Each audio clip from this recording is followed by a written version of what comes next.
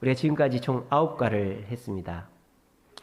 제 계획은 이제 2월 한 둘째 주까지 하고 2월 남은 주간 동안에는 그냥 설교 형식으로 하고 3월 달부터는 이제 성지순례에 관련한 강의를 이제 할까 합니다. 그래서 이제 내년에 성지순례를 갈 계획이 있기 때문에 이집트를 갈 수 있게 됐어요. 이집트가 열렸습니다, 지금. 그래서 10년 만입니다. 이집트 정권이 바뀌고 10년 만에 이집트가 열렸어요. 시내산에 이제 갈 수가 있습니다. 그래서 지난 10년 동안 못 가신 분들이 지금 엄청 많이 가고 있어요. 올해부터 열려가지고. 그래서 올해는 너무 복잡하대요. 돈도 비싸고. 그래서 그래서 저도 우리 교단 신문에 보니까 시내산 10년 만에 간다고 났더라고요. 그래서 내년 3월쯤에 갈까 하는데 그때가 제일 좋을 것 같습니다. 그래서 그렇게 제가 성지순례 준비를 해서 우리가 1년 우리가 살아생전에 2번 가는 거 아니니까 한 번 갈 때 제대로 갔다 와야 되겠다. 그렇게 생각하고 있습니다. 우리가 1과는 순종의 생활이죠.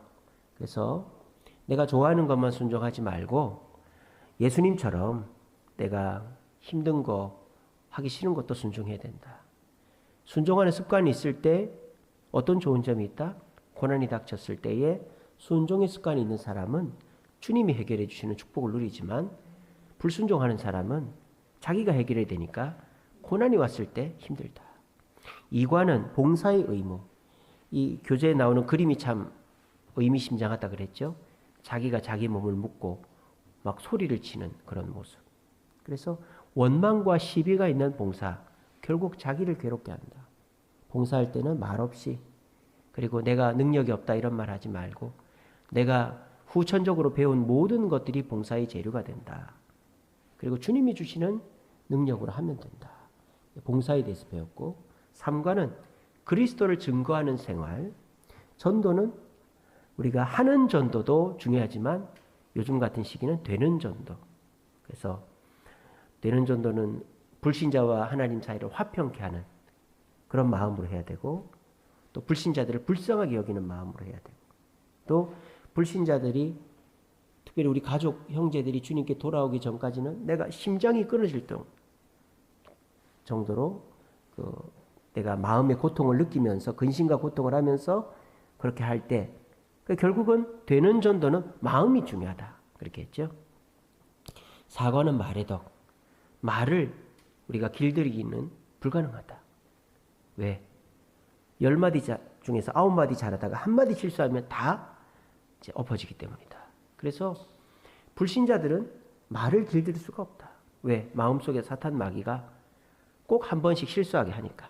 근데 우리 그리스도인은 말이 실수를 안 할 수 있다. 왜? 우리 안에 예수 그리스도가 계시고 주님께서 우리가 10번 실수할 거 다 안 하게끔 해주기 때문이다.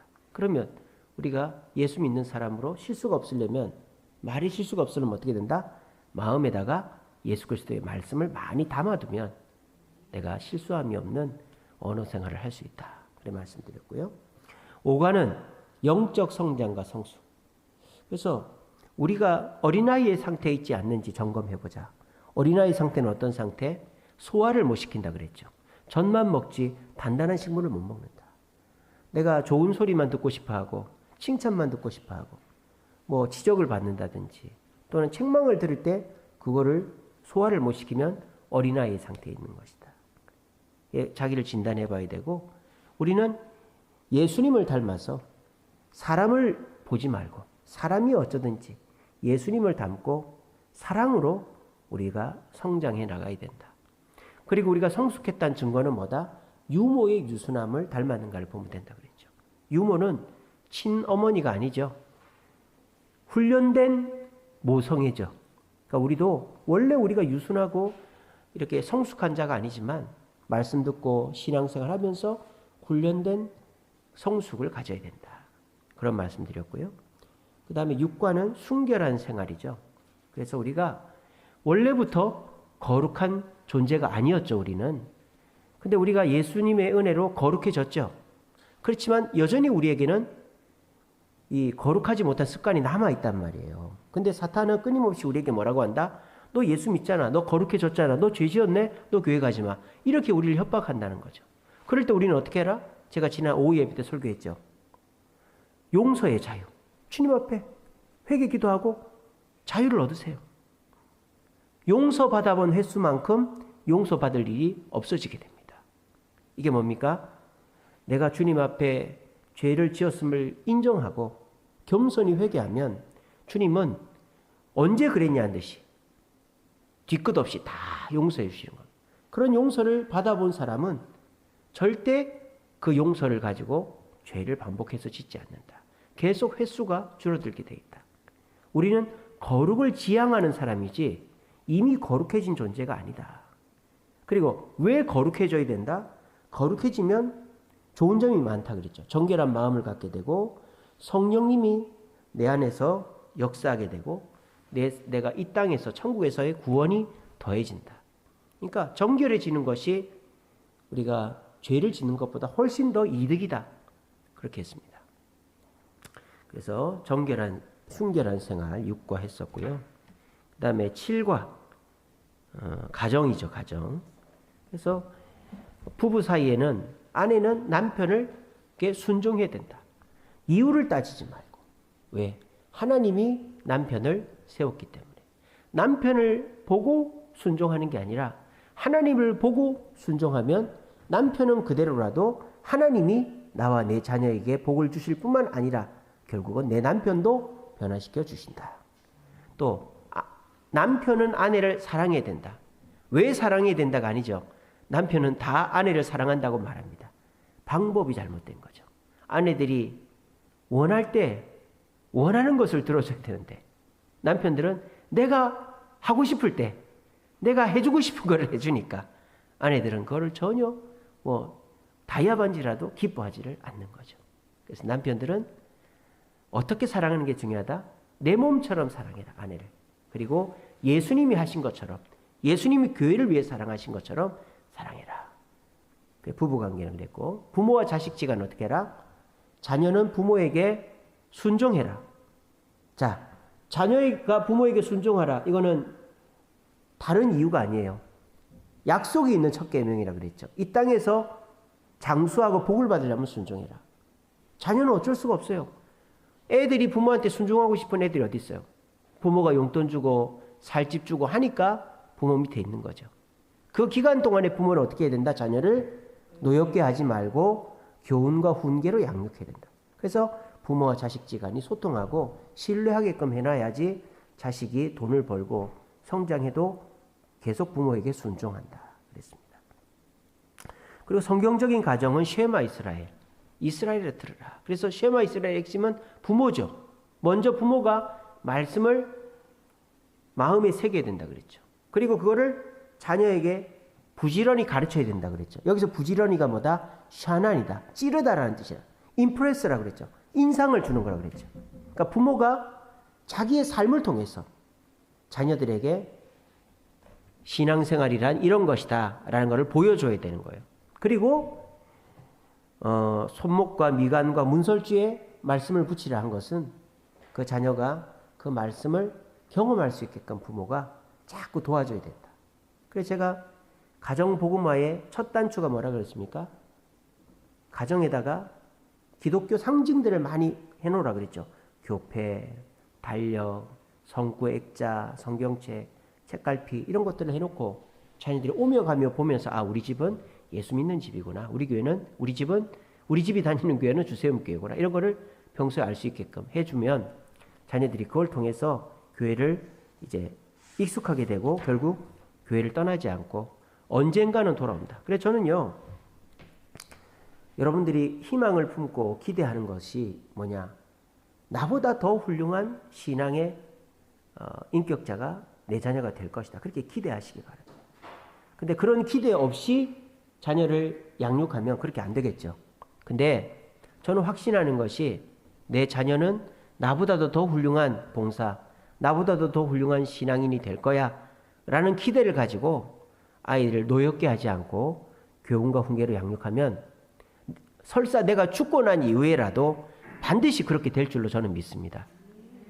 이 말하는 저도 지금 앞이 깜깜해요. 우리 집 애들 보면은. 제가 뭐 신경을 못 쓰고 하니까 저 뭐 어떻게 할 수가 없습니다. 근데 제가 한 가지 노력하는 것은 애들한테 저주에 가까운 에이 빌어먹을 놈아 이런 말은 절대 안 합니다. 야단치지 않습니다. 믿어줍니다. 그래 잘할 수 있어. 한번 해봐. 그렇게 합니다. 인격적으로. 노엽게 하지 않습니다. 애들을.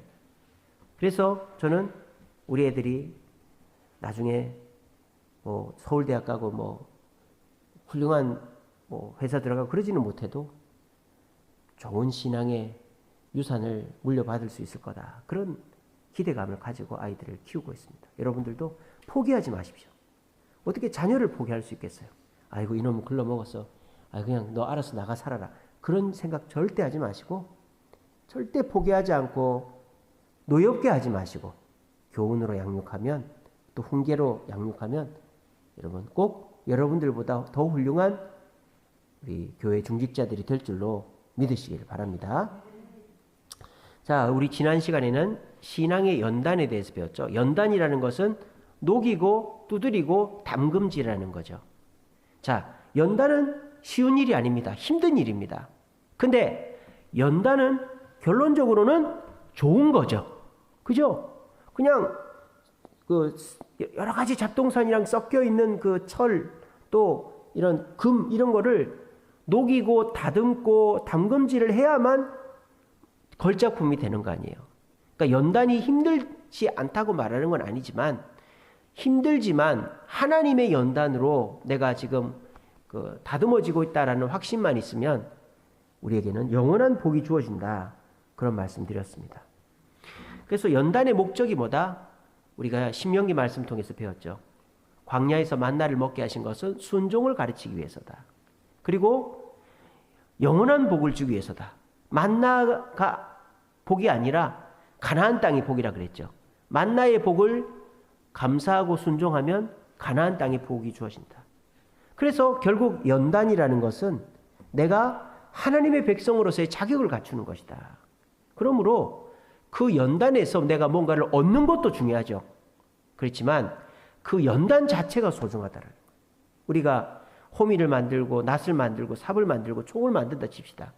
근데 그 호미와 낫으로 농사를 지어서 결과물을 얻는 것도 중요하지만 그 물건 자체가 가치가 있어지는 거죠. 제대로 만들어지면 말입니다. 그래서 제가 징계와 연단, 징계는 내가 회개하면 끝나요. 징계는. 연단은 언제 끝날지 몰라요. 왜? 내가 자격을 갖출 때까지, 주님이 원하는 사람이 될 때까지 연단은 지속되기 때문입니다.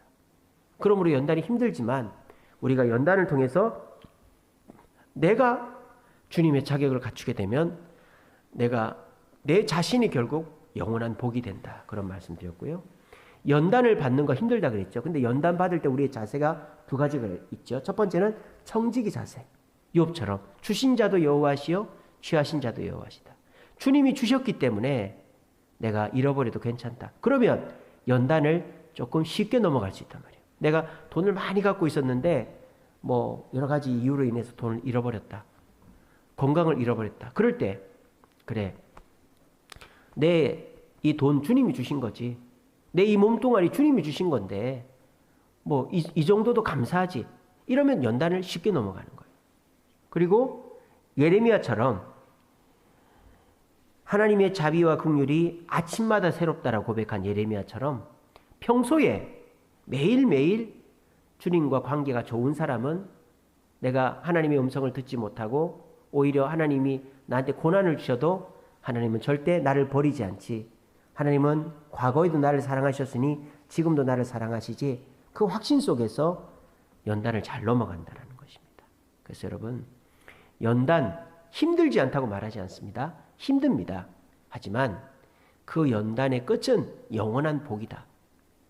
그리고 내가 연단을 받아서 내 자신이 영원한 복이 되는 거다.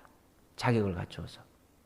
그리고 연단을 잘 넘어가려면 욥과 같은 청지기 자세, 예레미야 같은 평소에 하나님과의 관계가 좋은 사람이 연단을 잘 넘어갈 수 있다. 그런 말씀 드렸습니다. 자, 오늘은 이제 국화, 그리스도의 주재권 같이 공부하도록 하겠습니다.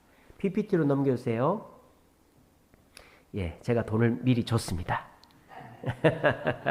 정신을 바짝 차리고 있네요. 입금이 되니까. 예, 그것도 빳빳한 새 돈으로 줬습니다.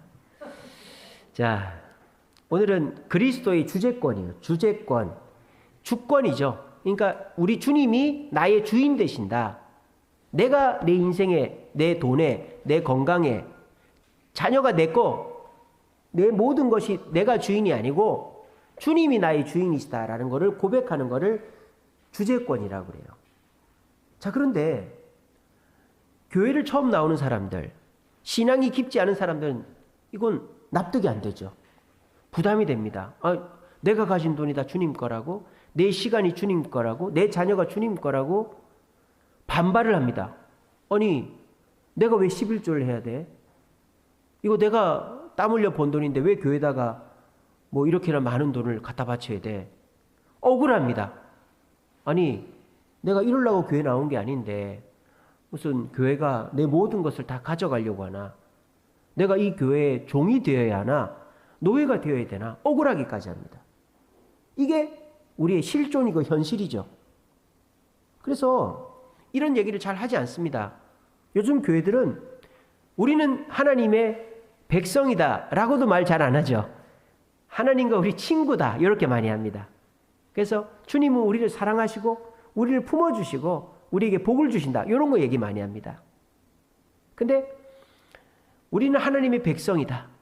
더 이제 더 무겁게 말하면 하나님은 우리의 주인이고 우리는 종이다.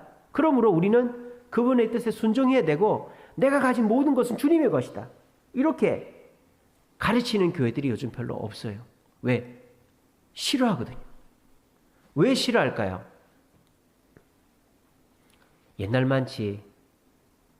옛날과는 다르게 요즘 사람들은 너무 많은 것을 가졌기 때문입니다. 가진 것이 없는 사람은 너는 내 거다 해도 오히려 부담이 없죠. 그리고 오히려 나보다 더 훌륭하고 대단한 사람이 나를 따라와. 그러면 오히려 고맙죠. 근데 요즘 사람들은 너무 가진 것도 많고 아는 것도 많고 대단한 사람들이에요. 요즘은 정말 한 사람 한 사람이 대단한 사람이에요.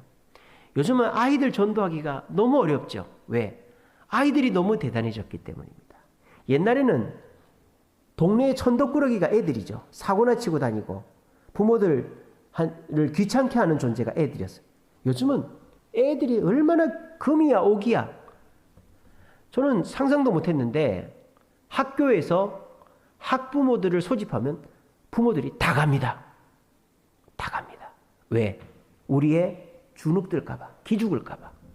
심지어는요, 어떤 유치원에서는요, 엄마들을 안 부르고 아빠들만 불러요. 아빠들이 어떻게 할까요? 월차 내고 갑니다. 정 안 되면 반차 내고라도 갑니다. 반차. 오전에 잠깐 일하고 갑니다. 왜? 애가 그만큼 보물이니까.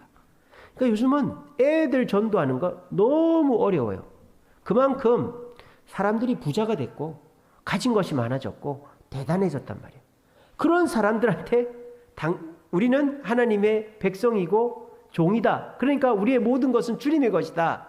창세기 1장 1절 브레싯 바라 엘로힘 태초에 하나님이 천지를 창조하셨다. 그러므로 이 모든 것의 주인은 주님이시다. 이런 말 못한다 이 말이에요. 자, 근데요, 저는 우리가 그런 말을 해야 되고 그런 말을 통해서 우리는 큰 유익을 얻는다라고 지금 강의를 합니다. 아이고 목사님, 내 것을 다 주님께 드려야 된다고 하는데 그게 나한테 무슨 유익입니까? 아니, 내가 주인이지. 내 돈의 주인도 나고 내 시간의 주인도 나고 내 몸의 주인도 난데 하나님이 내 주인이다. 내 돈의 주인, 시간의 주인, 내 몸의 주인이 하나님이고 그래서 하나님 내놓으라면 언제든지 내놓아야 되고 그게 나한테 무슨 유익입니까? 우리가 모르는 게 있단 말이에요. 자, 저 뒤에 그림을 보시면 누가 떠오르십니까? 불구덩이 속에 들어가는 다니엘의 세 친구가 떠오르시죠? 사드락, 메삭, 아벳느고. 이 느부갓네살 왕이 내 신상에 절을 하지 않으면 저기다 집어넣겠다 그랬어요. 자, 저기 보세요. 저 그림상에서 하나님이 있습니까? 없습니까? 없습니다. 저 그림상에서 종교, 신앙은 의미가 있습니까? 없습니까? 없습니다. 오히려 신앙 때문에 죽게 생긴 거죠. 느부갓네살한테 절만 사는 건데 하나님을 믿는 신앙 때문에 죽게 생긴 거예요. 그러니까 오히려 저 불구덩이가 타고 있는 이 상황에서는 하나님이 신앙이 오히려 나를 망하게 하는 거죠. 이게 뭐예요? 가견적 세상에서 벌어진 일이다라는 거예요. 가견, 뭐예요? 가할 가자에 볼견자. 눈에 보이는 세상 속에서는 신앙이 어떨 때는 나한테 불필요하고 그리고 오히려 나한테 손해를 끼치고 내가 신앙 때문에 죽을 수도 있는 것이 눈에 보이는 세상에서 일어난 일이에요. 근데 우리는 다 알고 있습니다. 그 다니엘의 세 친구가 저 풀무불 속에 들어가서 죽었습니까? 안 죽었습니다. 풀무불에 분명 3명이 들어갔는데 나중에 보니까 몇 명이 있었습니까? 4명이 있었습니다. 그러니까 뭐예요? 눈에 보이는 세상만 있는 게 아니라는 거죠. 이 세상에는 뭐가 있다? 불가견적인 세상이 있다. 눈에 보이지 않는 세상이 있다는 것입니다. 가견적 세상과 불가견적 세상. 우리는 가견적 세상에 살고 있습니다. 그리고 내가 소유하고 있는 모든 것들은 가견, 내 눈으로 확인이 되는 것들입니다. 그런데 저 사건을 통해서 이 세상은 눈에 보이는 것만으로 구성되어 있는 것이 아니다라는 것을 알 수가 있는 거예요. 요즘도 그렇죠. 과거에 비해서 가정이 깨지고 또 우울증이 심하고 정신과 질환이 심하고 또 사람들이 그렇게 행복하지 않은 이유가 뭘까요? 가견적 세상만이 우리에게 만족을 주는 것이 아니다라는 것의 증거이죠. 우리가 고깃국에 쌀밥, 또 따뜻한 집, 편안한 잠자리 이런 것만 생각하면 우울증이 없어야죠. 근심과 고통이 없어야죠. 요즘 같은 세상에. 근데 오히려 더 불행하고 더 우울하고 더 갈급하다 이 말이에요. 그게 뭐다? 불가견적 세상이 있다는 것입니다. 다니엘의 세 친구가 가견적 세상으로 자신을 볼 때에는 오히려 하나님이 자기에게 마이너스죠. 불구덩이에 들어가는 이유가 돼버렸으니까. 근데 이 다니엘의 세 친구는 불가견적 세상을 믿고 있었다는 거예요. 눈에 보이지 않는 세상이 있고 그 눈에 보이지 않는 세상을 주관하시는 분은 하나님이시고 그 하나님을 의지할 때 가견적 세상에서도 하나님의 복을 받을 수 있다라는 확신이 있었던 거예요. 그래서 불구덩이 속에도 들어갔고 결과적으로 불가견적 세상에 계신 하나님이 기적적인 초자연적인 역사로 가견적 세상의 역사하심으로 이 세 사람이 죽지 않고 나왔을 뿐만 아니라 높은 관리가 되는 출세까지 하게 된 것입니다. 우리가 그리스도께 내 돈, 내 건강, 내 시간을 다 드리는 주재권을 인정하지 못한 이유가 뭘까요? 내가 다 할 수 있다고 생각하기 때문입니다. 그런데 우리는 생각한 것 이상으로 내가 할 수 없고 모르고 내가 불가능하고 이해할 수 없는 불가견적 세상이 더 크게 많이 있다는 것을 우리는 기억해야 된다는 거예요. 저는 여러분들한테 지금 강요를 한다든지 뭐 이렇게 뭔가 주입을 하는 게 아니에요. 여러분들이 판단을 하시기를 바라는 거예요. 그리고 여러분들은 어느 정도 신앙생활을 하시고 계시기 때문에 눈에 보이는 것만이 전부가 아니다는 걸 알고 계시잖아요. 그래서 그런 것들을 가지고 여러분들이 그리스도께 내 물질과 시간과 이 몸까지도 다 드릴 수 있는 마음을 가져야 된다는 것을 말씀을 드리는 거예요. 우리는 눈에 보이는 세상을 살지만 눈에 보이는 세상에서 하나님은 없는 것 같고 오히려 거치는 돌이고 나를 마이너스로 이끌고 있지만 이 세상은 눈에 보이는 것만 있는 게 아니고 눈에 보이지 않는 세상이 있고 그 눈에 보이지 않는 세상의 주인은 하나님이시다 라는 것을 인정하는 것부터가 그리스도의 주재권을 공부에 들어가는 순서다라는 것입니다. 자, 그 다음 그리스도의 주재권은 그리스도께 내 모든 주권, 물질과 시간과 내 건강 모든 것을 주님께 드리는 그리스도의 주재권을 인정하는 것의 전제가 되는 조건이 세 가지가 있다. 아까 말씀드린 것과 연결되는데요. 나는 부족하다라는 거죠. 내가 부족하지 않다. 또는 이 정도는 내가 인정받을 만하다. 내가 잘한다. 이렇게 생각하면 절대 하나님께 드리지 않는 거예요. 제가 좀 이따 말씀드리겠지만 그리스도의 주재권을 인정하는 것은 퍼센트가 아니에요. 한 60% 한다고 잘하는 게 아니에요. 한 90% 한다고 잘하는 게 아니에요. 그리스도의 주재권은 100%를 해야 되는 거예요. 그렇게 하지 않아서 오히려 더 주님께 책망 듣고 문제가 있었던 교회가 좀 이따 나옵니다. 그러므로 내가 가진 것 중에 그래도 이건 내가 좀 잘하지. 이거는 주님이 날 안 도와줘도 되지. 이런 생각을 하면 안 된다는 거예요. 나는 모든 것이 부족하다. 내가 이 가견적 세상, 눈에 보이는 세상을 살고 있지만 내가 불가견적 세상을 볼 때에 나는 도무지 할 수 있는 방법이 없다. 그거를 인정을 해야 되는 거예요. 그리고 내가 이 가견적 세상 속에서도 결국 내가 할 수 있는 게 없다. 거기까지 가야 되는 거예요. 그 두 번째로 불가견적 세상을 주관하시는 분이 하나님이심을 인정해야 되는 거죠. 하나님은 창조주이시다. 하나님은 생명을 창조하시고 또 하늘과 땅을 다스리시고 이 세상 모든 것의 주인 되신다라는 것을 인정해야 되는 것이죠. 그래야지 내가 가견적 세상에 있는 돈이나 건강이나 내 몸까지도 주님께 드릴 수가 있는 거예요. 그리고 하나님이 창조주시고 모든 것의 주인 되시지만 그분이 폭군이나 내 것을 빼앗는 분이 아니라 하나님은 선하시다. 좋은 분이다. 그걸 믿을 때 우리가 이 가견적 세상에서의 내 소유를 주님께 드릴 수가 있는 것이죠. 이 세 가지가 전제가 되어야만 내 것을 하나님께 아낌없이 전부 드릴 수 있게 되는 것입니다. 내가 나다. 이거는 내가 잘하지. 이런 마음이 있으면 하나님께 드릴 수 없어요. 그리고 하나님이 모든 것의 주인 되신다는 걸 고백하지 않으면 드릴 수가 없어요. 그리고 설사 나는 부족하고 하나님이 모든 것의 주인 되시지만 하나님을 믿지 못하면 못 드리는 거예요. 왜? 내가 가진 것을 다 드렸는데 하나님은 나한테 너 모른다 이렇게 해버리면 어떻게 합니까? 그런 두려움이 있어 못 드리는 거죠. 그래서 우리가 그리스도께 하나님께 내 모든 것의 그 권리나 주권을 이전하려면 저 세 가지 생각이 꼭 바탕이 되어야 된다는 거예요. 여러분 자신도 한번 생각해 보세요. 여러분들은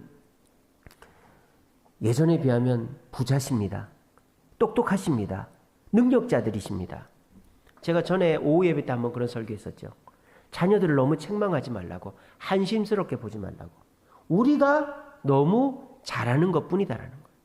제가 그 생각을 하고 나니까 애들을 바라보는 시선이 조금 바뀌더라고요. 어휴, 저 한심한 것들. 나는 새벽에 신문도 배달하고, 공부하느라고 코피도 나보고, 나는 80점 밑으로 떨어져 본 적이 없고, 저놈들은 뭐야? 새벽 3시, 4시까지 안 자고, 50점, 60점 맞고, 저 완전히 폐인들 아니야? 이게 뭐예요? 나를 기준해서 보니까 그런 거죠. 근데 저나 여러분들이 너무 잘했을 뿐이에요. 우리는 사실 너무 필요 이상으로 잘했죠. 내 몸을 안 돌볼 정도로. 정말 내 가정을, 내 자녀를 안 돌볼 정도로 필요 이상으로 우리는 잘한 거예요.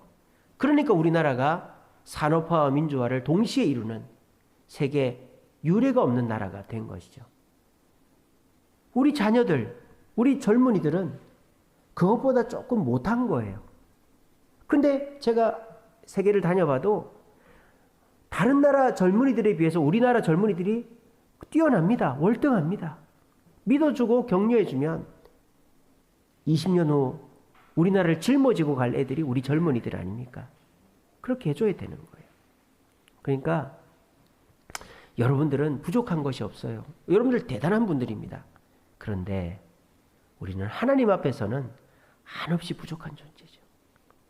하나님 앞에서 우리가 뭐 얼마나 벌었다고 돈을 자랑하며, 얼마나 안다고 지식을 자랑하며, 얼마나 건강하다고 건강을 자랑하겠습니까? 한 줌의 재와 같은 걸요. 그러니까 내가 하나님 앞에서는 부족하다. 그렇게 하면 대기업 회장도 대통령도 몸이 엄청 건강한 사람도 주님께 은혜를 받을 수 있는 거예요. 그리고 하나님이 주인 되심을 고백함. 하나님은 우리에게 아낌없이 주십니다. 근데 내가 쥐뿔도 없는데 내가 내 인생의 주인공이야. 내가 마음대로 할래. 그런 사람한테는 하나님 절대 안 줍니다. 아이고 하나님 저 불쌍한 사람 가난한 사람 도와주시지요.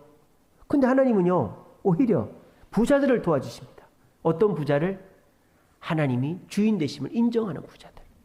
그러니까 돈은 벌어본 사람이 버는 거죠. 그러니까 세상적으로 보면 돈을 벌어본 사람이 돈을 또 잘 벌지만 교회적으로 봐도요 그렇더라고요. 하나님은 돈이 있는 자한테 돈을 주시더라고요. 왜? 돈이 있는 자가 그 돈을 나 혼자 쓰지 않고 교회를 위해서 다른 사람을 위해서 베푸는 자에게 하나님은 돈을 맡기시더라고요. 근데 쥐뿔도 없는 사람이 자존심만 세가지고 막 그렇게 하면은 하나님이 절대 돈을 안 주시더라고요. 그래서 하나님이 모든 것의 주인 되심을 고백하는 자에게 하나님은 더 부어주시는 거예요. 그리고 내가 하나님을 위해서 내가 정말 힘에 지나도록 헌금을 하고 내가 몸이 아프지만 새벽에 나오고 기도하고 봉사하고 내가 정말 내 살을 깎아먹을 마음으로 주님 앞에 드려도 된다라는 마음이 드는 것은 하나님은 선하신 분이기 때문에 그 확신이 있으면 내가 이렇게 해도 하나님은 절대 나를 외면하지 않으신다는 확신이 있으면 우리는 그렇게 할 수가 있는 것입니다. 그러므로 그리스도께 내 모든 것을 드리려면 불가견적 세상이 있다는 것을 먼저 전제하고 나는 그 세상에 대해서 전혀 모른다. 그리고 그 세상의 주인은 또 가견적 세상의 주인 또한 하나님이시다. 그 하나님을 의지하면 내가 당장에 연단을 받고 힘들어도 결국 선하게 날 인도하신다. 그 믿음이 있으면 우린 주님께 나의 주권을 올려드릴 수가 있는 것입니다. 여러분들은 어떤 단계에 있는지 어떤 마음이 있는지 한번 마음속으로 잘 돌아보시기 바랍니다. 자, 그 다음 우리가 그리스도께 내 삶의 주재권을 이전하는데 어디까지 이전을 해야 되냐? 내가 주일날 교회 오는 것 정도면 되지 않나? 내가 헌금하는 것 정도면 되지 않나? 봉사 한두 가지 정도 하면 되지 않나? 근데 내가 일주일 동안 월요일부터 토요일까지 사는 거를 주님이 노터치, 주님이 관여 안 했으면 좋겠다. 내가 돈 버는 일에는 주님이 관여 안 했으면 좋겠다. 내가 전문 분야, 내 전문 분야에 대해서는 주님이 관여하지 않았으면 좋겠다. 내가 이거 없으면 안 되는데 내가 뭐 술이나 담배나 내 이 취미나 이거 없으면 안 돼. 이거는 주님이 좀 손 안 댔으면 좋겠다. 그런 것들이 있단 말이에요. 우리가 교회를 다니면서도 주님께 뭔가를 드리면서도 그렇게 내가 정해놓은 바운더리가 있단 말이에요. 그리고 우리 주변 사람들을 보죠. 나는 저 사람보다는 주님께 더 많이 드리고 더 많이 주님 뜻을 순종하니까 나 정도면 괜찮겠지. 그렇게 생각한다는 거예요. 그런데 그리스도께 내 주재권을 드리는 것은 범위가 어떻게 돼야 되느냐. 자, 제일 먼저 내가 살기 위해 드리는 거죠. 그죠? 내가 교회를 나올 때 마음이 힘들고 하니까 마음의 평안을 위해서, 사업이 힘드니까 사업을 잘 되게 해달라고, 또 가정이, 자녀가 힘드니까 가정이 잘 되게 해달라고. 우리는 교회를 왜 옵니까? 내가 살기 위해 옵니다. 처음에는요. 그죠? 그래서 내가 교회 올 테니까, 기도할 테니까, 봉사할 테니까, 헌금할 테니까 나를 살려달라고. 제일 처음에는 내가 살기 위해서 주님께 내 주재권을 조금 드린단 말이에요. 내 일주일 중에 이 일요일 한 3시간, 또 내 물질 중에 주일날 주일원금 10,000원, 그리고 내 시간 중에 교사 또는 식당 봉사 하나, 이런 식으로 내가 주님께 이만큼을 드릴 테니까 주님 그걸 통해서 나를 살려달라고 그렇게 하는 거예요. 근데 그렇게 하면 주님이 살려주시죠. 근데 그렇게 해서 계속 그 상태를 지속하기를 주님은 원치 않으신다는 거예요. 누구를 위해서? 우리를 위해서. 왜? 그거는 어린아이의 상태에 있는 것이기 때문입니다.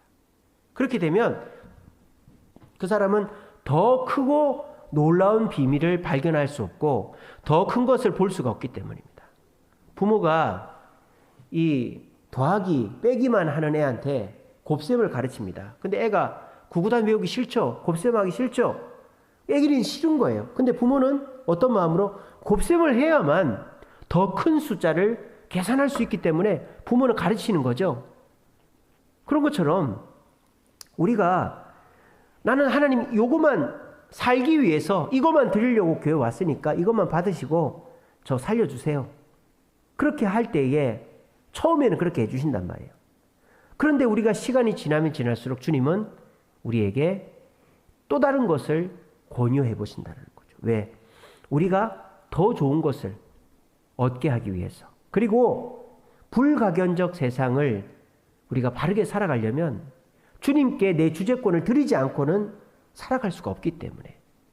자, 그러면 그리스도께 어느 정도까지 드리면 될까요? 저기 한 2번째 칸까지 드리면 되겠죠? 연두색까지. 마음 썼다. 대부분 다 연두색까지만 드리는데 나는 초록색까지 드릴게요. 그렇게 하면 되겠죠? 근데 우리가 주님 앞에 내 주제권, 내 주권을 드리는 것은 어디까지? 끝까지 드려야 돼요. 죽으라고 하면 죽는 단계까지 드리면 사는 것이다라는 거예요. 우리가 10개 중에 9개를 순종하면 그건 순종이 아닙니다. 순종을 하는 척하는 것뿐이죠. 순종은 10개를 다 드리는 것입니다. 물론 이것이 한 번에 되진 않죠. 한 번에 목숨까지 내놔라. 불가능한 일입니다. 하지만 목표를 삼으라는 거죠. 목표를. 그리고 우리가 내 옆에 있는 성도, 내 부모의 그런 주제권의 모습을 닮으면 안 돼요. 우리는 예수님을 닮아야 되는 거죠. 예수님은 십자가에 자기를 내어놓았잖아요. 죽는 단계까지 간 거죠. 그랬더니 예수님은 하늘과 땅의 권세를 회복하셨죠. 그래서 우리가 내가 뭔가 기준과 한계를 정해놓고 주님 앞에 순종하겠다. 내 주권을 드리겠다. 그러면 우리는 오히려 나중 가서 후회할 일만 생긴다는 것입니다. 그러므로 우리는 주님 앞에 내 주제권을 드릴 때 처음에는 내가 살기 위해서 교회를 오고 처음에는 내가 할 수 있는 만큼 드리지만 주님이 나한테 권면하시고 더 좋은 것을 이렇게 제시하실 때 우리는 다니엘의 세 친구처럼 예수님처럼 죽는 단계까지 갈 때 우리는 진짜 불가견적 세상에서 주님의 축복과 은혜를 받을 수 있고 그것은 가견적 세상까지 연결이 되게 돼 있다는 거예요. 그런데 만약에 그냥 사는 것에 머물러서 내가 거래하듯이 내가 주님께 이만큼 드릴 테니까 주님은 이만큼 나한테 주세요. 이렇게 주제권을 넘기면 어떻게 되느냐? 이렇게 된다 이 말이에요. 어느 교회처럼? 이 교회처럼 된다 이 말입니다. 라오디게아 교회. 여러분 라오디게아 교회 요한계시록에 보면 라오디게아 교회를 책망하시죠. 미지근한 교회라고 토해버리겠다고. 그러면서 이 구절이 나오죠. 내가 문 밖에서 두드리오니 문을 열면 내가 너로 더불어 먹고 너는 나로 더불어 마시리라. 이런 말씀이 있지 않습니까? 이 라오디게아 교회가 바로 이렇게 주제권을 한계를 정해놓고 한 거예요. 왜? 이 라오디게아 교회는 가진 것이 많았기 때문이죠. 지금 우리 대한민국 땅처럼. 그러니까 내가 가진 것이 많다 보니까 내가 가진 것은 그대로 두고 내게 부족한 것을 주님께로부터 채우려고 거래를 하는 거죠. 내가 가진 시간 중에 한 3시간 교회 나오고 내가 헌금하고 봉사할 테니까 내 마음의 평안을 주시고 내 사업의 이 부분이 잘 되게 해주시고 내 자녀들이 잘 되게 해주시고 거래를 하는 거죠. 라오디게아 교회는 그랬단 말이에요. 자, 그래서 처음에 주님께서 그렇게 처음에 신앙생활 하는 사람들 그렇게 들어주시죠. 초신자들은 기도하면 다 응답해 주십니다. 근데 우리 주님은 그 단계에 머물게 하지 않으시고 더 나은 단계로 인도하신단 말이에요. 그런데 라오디게아 교회는 그걸 받아들이지 않았던 거예요. 거부를 한 거예요. 거부를. 그래서 저는 평일에는 주님 말씀대로 살 수가 없습니다. 주님, 이 사업은 내가 하는 거지 주님이 하는 게 아닙니다. 주님, 이 취미나 이거는 내가 좋아하는 거기 때문에 주님, 이거는 손대지 마세요. 거부를 하는 거예요. 라오디게아 교회 성도들은. 그렇게 했더니 주님이 어떻게 하세요? 복을 안 주시겠죠. 변화가 없는 거예요. 그러니까 신앙생활이 어떻게 되는 거예요? 소극적으로 변하는 거죠. 신앙생활이 재미가 없어진다 이 말이에요. 그렇지 않겠습니까? 교회 와서 기도하면 응답받고 마음이 편안해지고 또 사업이 잘 되고 문제가 해결되면 재미가 있죠. 근데 그런 거를 맛보고 주님이 또 다른 걸 제안했는데 그걸 거부해버려. 그럼 주님이 안 들어주는 거죠. 그러면 그 사람도 어떻게 되는 거예요? 신앙생활이 재미가 없죠. 소극적으로 바뀌는. 그러니까 주일도 매주 가다가 격주로 가고 헌금도 매주 하다가 안 하고 줄이고 봉사도 안 하고 이렇게 되는 거예요. 그러면 어떻게 된다? 나중에 비난하게 된다. 비난. 다른 사람을 비난하고 하나님을 비난하고 그게 라오디게아 교회였다는 거예요. 그래서 주님께서 지금 뭐라고 하십니까? 너희들이 제발 문을 열어라. 너희들이 나를 받아들여라. 내가 너희들의 삶에 관여할 수 있게 해달라. 너희들이 모르는 불가견적 세상이 있다. 그래서 우리 주님이 이 라오디게아 교인들에게 뭐라고 얘기한 줄 압니까? 안약을 사서 눈에 좀 넣어라 그랬어요. 너희들이 어떤 존재인지. 곤고하고 가련하고 가난하고 눈멀고 벌거벗은 거를 모르고 있다 너희들이. 너희들이 어떤 존재인가를 안약을 사서 좀 넣어서 봐라. 그래서 내가 너희들 속에 들어가서 너희들이 나를 받아들이고 내가 너희들의 삶에 관여하게 하는 것이 너희들에게 복이 된다라는 거. 근데 저 그림을 보시면 바깥에 문고리가 없죠. 안에서 열어줘야 열리는 문이다라는 거예요. 그러니까 우리 주님은 그만큼 인격적이다. 함부로 우리한테 문 열고 들어오지 않는다. 그러니까 너 내 말에 순종해 복종해 이렇게 하는 분이 아니라 여러분들이 주님께 주제권을 내어드리기 전까지 주님은 기다리고 계시는 거예요. 그래서 오늘날 많은 그리스도인들이 이 라오디게아 교회 교인들처럼 되어 있는 거예요. 오늘날 한국 너무너무 발달했습니다. 너무너무 부자가 됐어요. 그러니까 내가 가진 것은 그대로 두고 내게 부족한 것을 얻기 위해 교회를 옵니다. 그래서 주님과 거래를 하는 거죠. 내가 이만큼 교회도 오고 헌금도 하고 할 테니까 나한테 이만큼 채우세요. 주님 처음에 채우세요. 근데 그 사람이 더 신앙이 깊어지게 해서 이런 거를 권면하고 할 때 저는 그건 못합니다. 거부를 한단 말이에요. 저는 저 사람은 사랑할 수 없습니다. 저는 그 습관은 고칠 수 없습니다. 저는 그건 포기 못합니다. 그러면 신앙생활이 딱 거기 냉각기에 접어드는 거예요. 소극적으로 되는 거예요. 그러면 주님의 은혜가 없으니까 마음에 원망과 불평이 가득하고 내 입에서 불평과 비난이 계속 나오는 거죠. 그게 라오디게아 교회다라는 거예요. 그러니까 라오디게아 교인들은 가견적 세상만 본 거죠. 내가 가견적 세상 가진 게 너무 많으니까. 근데 불가견적 세상 눈에 안약을 놓고 보면은 너희들은 곤고하고 가련하고 가난하고 눈멀고 벌거벗었다는 걸 좀 봐라. 그리고 나를 받아들이라는 거예요. 오늘 자리에 계신 분들은 라오디게아 교회 교인들 같은 분들은 없죠. 근데 내가 내 전부를 주님께 드려야지라는 생각에 동의를 하기도 하시겠지만 그걸 실천하기가 쉽지가 않을 거예요. 그죠? 하지만 거기까지 가야 되는 거예요. 그게 진짜 나한테 좋은 일이다. 그런 확신이 여러분들한테 있어야 돼요. 아직 그런 확신은 없는 것 같아요. 내가 어떻게 주님께 다 드리나. 나도 먹고 살아야지. 나도 대비를 해놔야지. 그런 마음을 갖고 있으면 못 드리는 거죠. 내 시간이나 건강이나 물질을. 근데 내 모든 것이 주님의 것이지 주님이 창조주 되시고 불가견적 세상이 주관자 되심으로 주님을 믿고 내 모든 걸 드리면 주님께서 선하심으로 불가견적 세상과 가견적 세상에서 나를 평안하게 하시지, 그 믿음을 가질 때 우리는 주님께 드리고 라우디게 교인과 같이 어리석은 자가 되지 않는 것입니다. 여러분, 우리 주님은요, 여러분들을 영적으로 육적으로 충분히 행복하게 해주실 수 있는 분입니다. 근데 내가 육적으로 가진 것을 지키려다가 내 영혼이 곤고하고 가련하고 가난하고 눈멀고 벌거벗은 존재가 돼서 그 고통 속에서 헤매게 하지 마시고 라우디게아 교회처럼 되지 마시고 주님이 들어오려고 하실 때 문을 열어주셔서 주님께 모든 주재권을 드림으로 내가 영혼도 편안해지고 내 사업도 가정도 내 육적인 세상도 주님의 축복을 받아 누리게 되는 저와 여러분 되시기를 간절히 바랍니다. 이제 마지막입니다. 그러면 이 주재권, 그리스도가 나의 주인 되시는 것을 단번에 할 수가 없는 거죠. 교회 왔다고 한 번에 그렇게 되는 게 아니잖아요. 단계가 있는 거예요. 그러니까 내가 지금 어느 단계에 와 있는지를 한번 보세요. 이게 이제 사형리에 나오는 그림이죠. 사형리 전도지에 보면 이런 그림이 있는데, 불신자들은 어떤 상태입니까? 중간에 의자가 있고 의자에 내가 앉아 있죠. 그리고 내 주변에 내가 중요하게 생각하는 검은색 점들이 있습니다. 그리고 십자가가 어디 있습니까? 첫 번째 그림은 원 바깥에 있죠. 이게 뭡니까?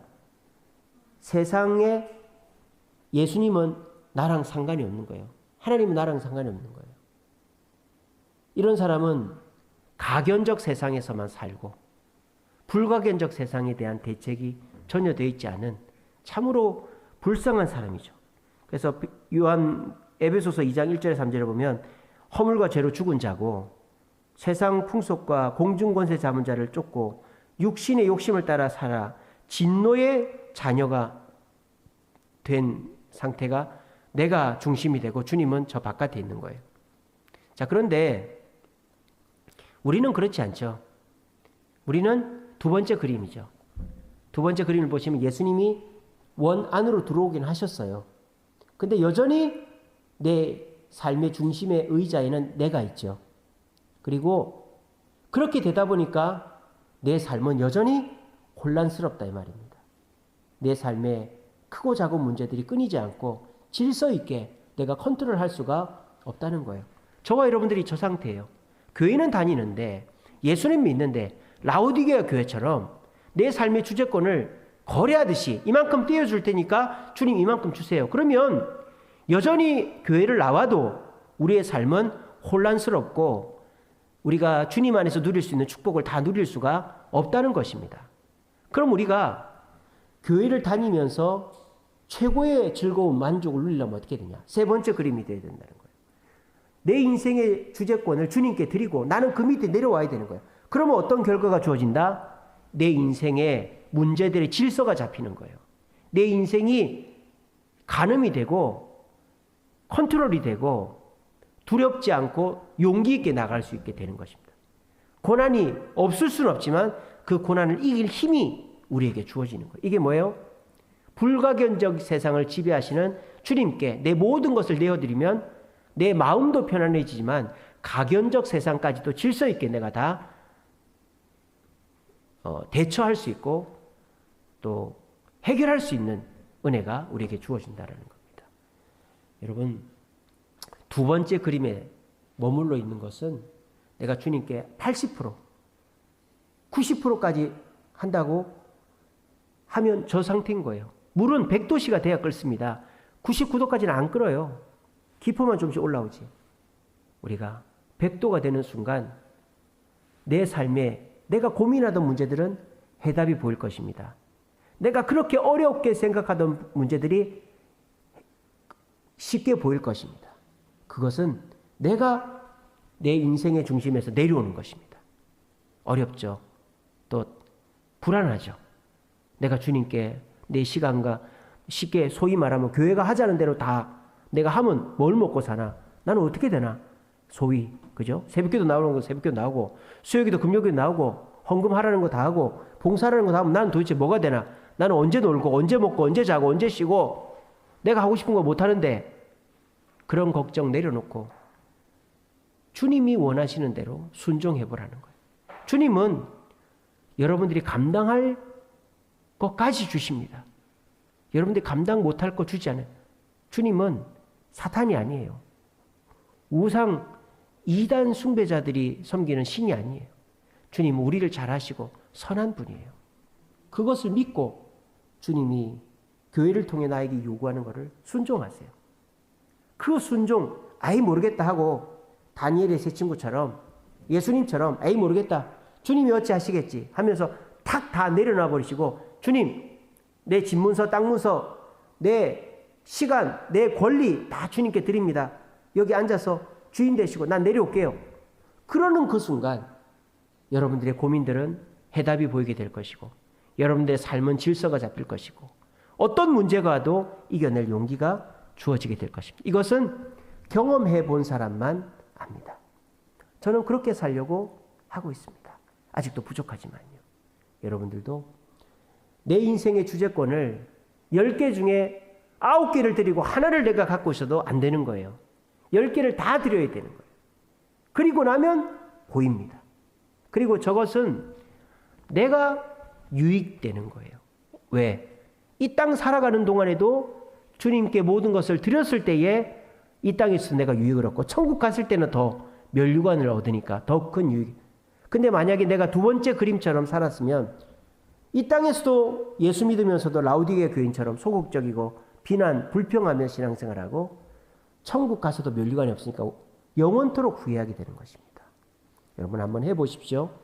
주님께 내 주제권을 다 드리는 거예요. 왜? 이 세상은 가견적 세상만이 아니기 때문에 주님께 모든 걸 드리고 100%를 드렸을 때 그때 가서 보이는 내 문제 해결점, 내 삶의 질서, 용기들이 여러분들에게 주어지게 될 것입니다. 그래서 우리 주세움교회 성도들은 아직까지는 주님께 다 드리지 못해 혼란스럽지만 한 사람 두 사람 주님께 올인하여 평안과 삶의 번성을 누리는 자들이 늘어감으로 오늘 이 자리에 오신 분들이 그런 주님께 올인하는 주제권을 드리는 모범을 보여주시는 거예요. 그래서 여러분들에게 올 한 해 첫 번째로 제일 먼저 번성의 복을 받게 하시는 거죠. 그래서 우리 교인들이 그래 순종은 우리 장로님처럼 해야지 우리 권사님들처럼 해야지 우리 집사님처럼 하는 거지 내가 거래하는 거 아니지 적당히 하고 남 눈치 보는 거 아니지 그걸 우리가 보여주는 거죠. 그러면 우리 성도들은 우리를 따라올 것입니다. 그럼 우리 주세움교회는 주님이 주인 되시는 교회가 되고 우리 모두는 고난이 와도 두렵지 않고 어떤 환경에서도 당당하게 살아갈 수 있는 거죠. 우리 모두 이렇게 당당한 그리스도인 정말 예수 믿는 재미를 만끽할 수 있는 그리스도인 되기 위해 우리의 주제권을 주님께 드리는 저와 여러분 되시기를 간절히 바랍니다. 기도하겠습니다.